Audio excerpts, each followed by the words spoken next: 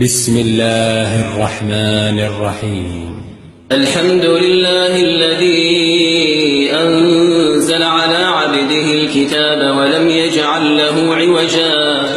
قيما لينذر بأسا شديدا من لدنه ويبشر المؤمنين الذين يعملون الصالحات أن لهم أجرا حسنا ماكثين فيه أبدا وينذر الذين قالوا اتخذ الله ولدا ما لهم به من علم ولا لآبائهم كبرت كلمة تخرج من أفواههم إن يقولون إلا كذبا فلعلك باخع نفسك على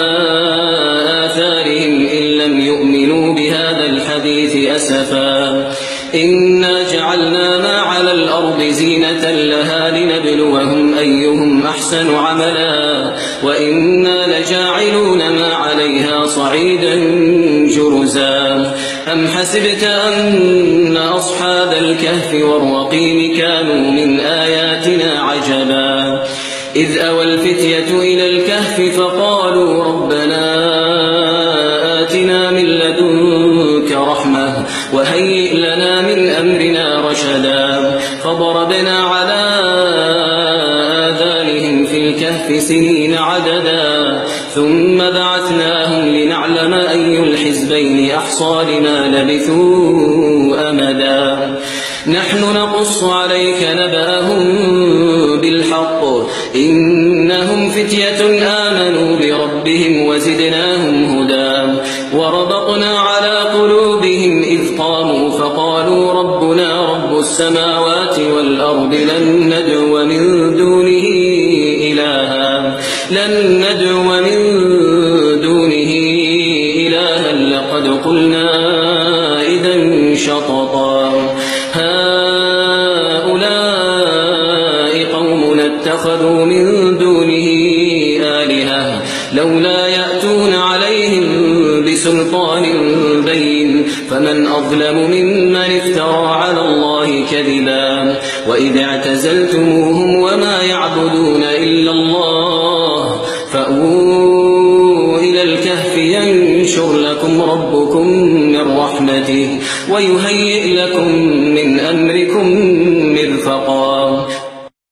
وترى الشمس إذا طلعت تزاور عن كهفهم ذات اليمين وإذا غربت تقرضهم ذات الشمال وهم في فجوة منه ذلك من آيات الله من يهد الله فهو المهتد ومن يضلل فلن تجد له وليا مرشدا وتحسبهم أيقاظا وهم رقود ونقلبهم ذات اليمين وذات الشمال وكلبهم باسط ذراعيه بالوصيد لو اطلعت عليهم لوليت منهم فرارا ولملئت منهم رعبا وكذلك بعثناهم ليتساءلوا بينهم قال قائل منهم كم لبثتم قالوا لبثنا يوما أو بعض يوم قالوا ربكم أعلم بما لبثتم فابعثوا أحدكم بورقكم هذه إلى المدينة فلينظر أيها أزكى طعاما فليأتكم برزق منه وليتلطف ولا يشعرن بكم أحدا إنهم إن يظهروا عليكم يرجموكم أو يعيدوكم في ملتهم ولن تفلحوا إذا أبدا وكذلك أعثرنا عليهم ليعلموا أن وعد الله حق وأن الساعة لا ريب فيها إذ يتنازعون بينهم أمرهم فقالوا ابنوا عليهم بنيانا ربهم أعلم بهم قال الذين غلبوا على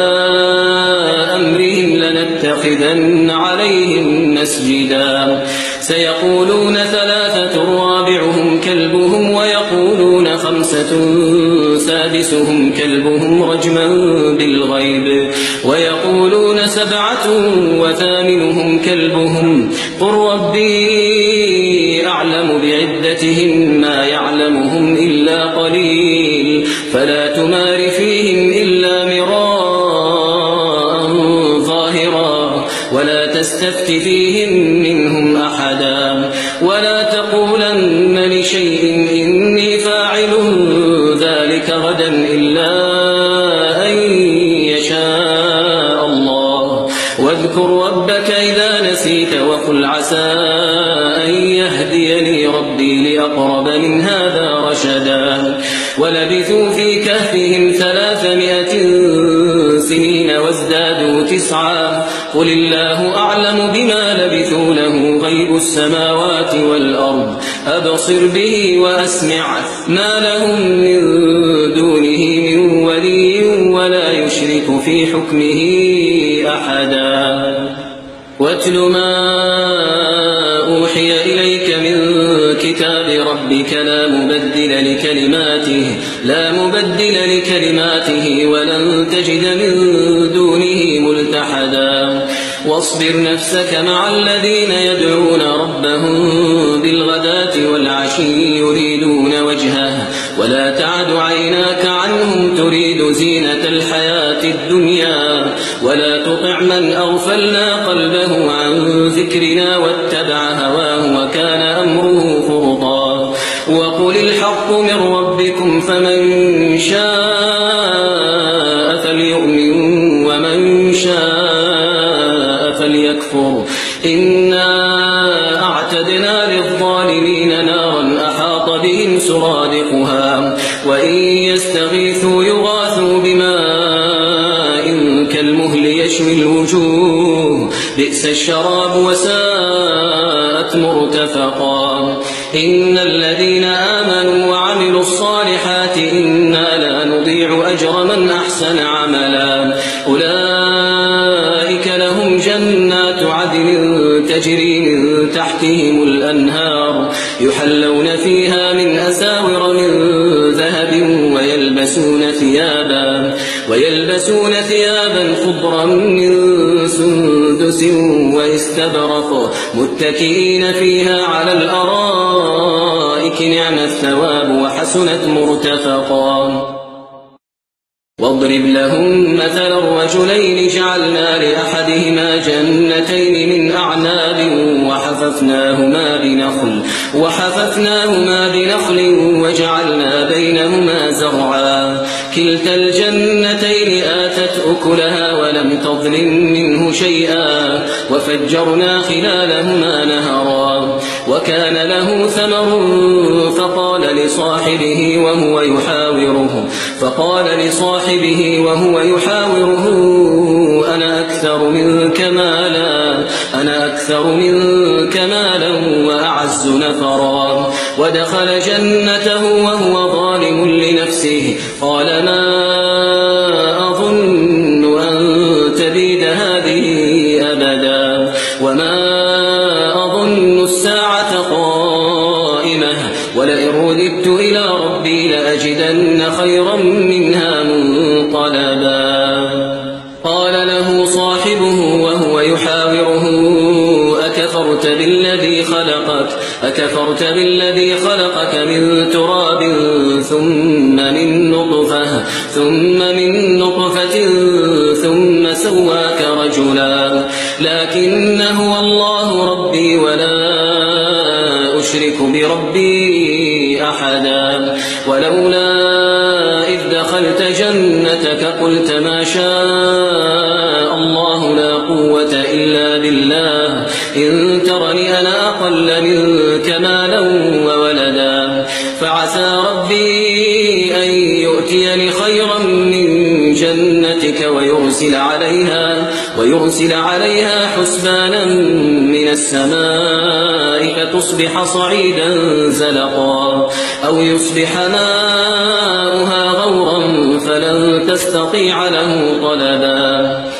وأحيط بثمره فأصبح يقلب كفيه على ما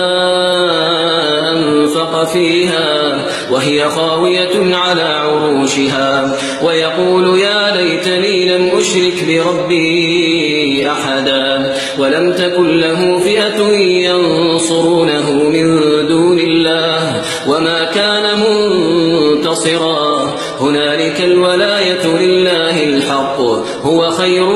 ثوابا وخير عقبا واضرب لهم مثل الحياة الدنيا كماء إن أنزلناه من السماء فاختلط به نبات الأرض فأصبح هشيما تذروه الرياح وكان الله على كل شيء مقتدرا المال والبنون زينة الحياة الدنيا والباقيات الصالحات خير عند ربك ثوابا وخير أملا ويوم نسير الجبال وترى الأرض بارزة وحشرناهم فلم نغادر منهم أحدا وعرضوا على ربك صفا لقد جئتمونا كما خلقناكم أول مرة بل زعمتم أن لن نجعل لكم موعدا ووضع الكتاب فترى المجرمين مشفقين مما فيه ويقولون يا ويلتنا ما لهذا الكتاب لا يغادر صغيرة ولا كبيرة إلا أحصاها ووجدوا ما عملوا حاضرا ولا يظلم ربك أحدا وإذ قلنا للملائكة اسجدوا لآدم فسجدوا إلا إبليس كان من الجن ففسق عن أمر ربه أفتتخذونه وذريته أولياء من دوني وهم لكم عدو بئس للظالمين بدلا ما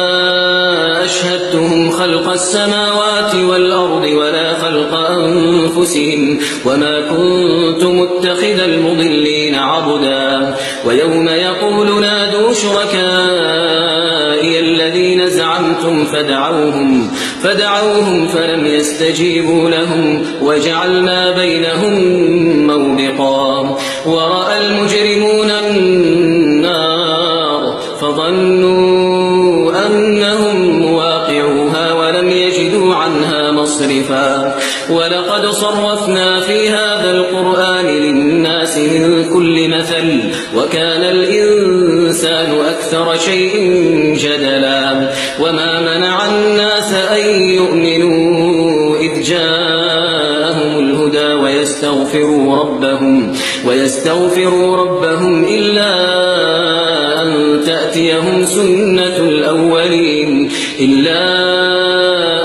تأتيهم سنة الأولين أو يأتيهم العذاب قبلا وما نرسل المرسلين إلا مبشرين ومنذرين ويجادل الذين كفروا بالباطل ليدحضوا به الحق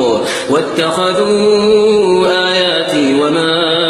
أنذروا هزوا ومن أظلم ممن ذكر بآيات ربه فأعرض عنها ونسي ما قدمت يداه إنا جعلنا على قلوبهم أكنة أن يفقهوه وفي آذانهم وقرا وإن تدعهم إلى الهدى فلن يهتدوا إذا أبدا وربك الغفور ذو الرحمة لو يؤاخذهم بما كسبوا لعجل لهم العذاب بل لهم موعد لن يجدوا من دونه موئلا وتلك القرى أهلكناهم لما ظلموا وجعلنا لمهلكهم موعدا وإذ قال موسى لفتاه لا أبرح حتى أبلغ مجمع البحرين أو أمضي حقبا فلما بلغا مجمع بينهما نسيا حوتهما فاتخذ سبيله في البحر سربا فلما جاوزا قال لفتاه آتنا غداءنا لقد لقينا من سفرنا هذا نصبا قال أرأيت إذ أوينا الصخرة فإني نسيت الحوت وما أنسانيه إلا الشيطان أن أذكره واتخذ سبيله في البحر عجبا قال ذلك ما كنا نبغي فارتدا على آثارهما قصصا فوجدا عبدا من عبادنا آتيناه رحمة من عندنا وعلمناه من لدنا علما قال له موسى هل أتبعك على أن تعلمني مما علمت رشدا قال إنك لن تستطيع معي صبرا وكيف تصبر على ما لم تحط به خبرا قال ستجدني إن شاء الله صابرا ولا أعصي لك أمرا قال فإن اتبعتني فلا تسألني عن شيء حتى أحدث لك منه ذكرا فانطلقا حتى إذا ركبا في السفينة خرقها قال أخرقتها لتغرق أهلها لقد جئت شيئا إمرا قال ألم أقل إنك لن تستطيع معي صبرا قال لا تؤاخذني بما نسيت ولا ترهقني من أمري عسرا فانطلقا حتى إذا لقيا غلاما فقتله قال أقتلت نفسا زكية بغير نفس لقد جئت شيئا نكرا قال ألم أقل لك إنك لن تستطيع معي صبرا قال إن سألتك عن شيء بعدها فلا تصاحبني قد بلغت من لدني عذرا فانطلقا حتى إذا أتيا أهل قرية استطعما أهلها فأبوا أن يضيفوهما فوجدا فيها جدارا يريد أن ينقض فأقامه قال لو شئت لاتخذت عليه أجرا قال هذا فراق بيني وبينك سأنبئك بتأويل ما لم تستطع عليه صبرا أما السفينة فكانت لمساكين يعملون في البحر فأردت أن أعيبها وكان وراءهم ملك يأخذ كل سفينة غصبا وأما الغلام فكان أبواه مؤمنين فخشينا أن يرهقهما طغيانا وكفرا فأردنا أن يبدلهما ربهما خيرا منه زكاة وأقرب رحما وأما الجدار فكان لغلامين يتيمين في المدينة وكان تحته كنز لهما وكان أبوهما صالحا فأراد ربك أن يبلغا أشدهما ويستخرجا كنزهما رحمة من ربك وما فعلته عن أمري ذلك تأويل ما لم تسطع عليه صبرا ويسألونك عن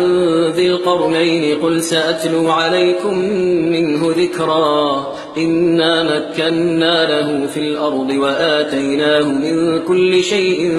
سببا فأتبع سببا حتى إذا بلغ مغرب الشمس وجدها تغرب في عين حمئة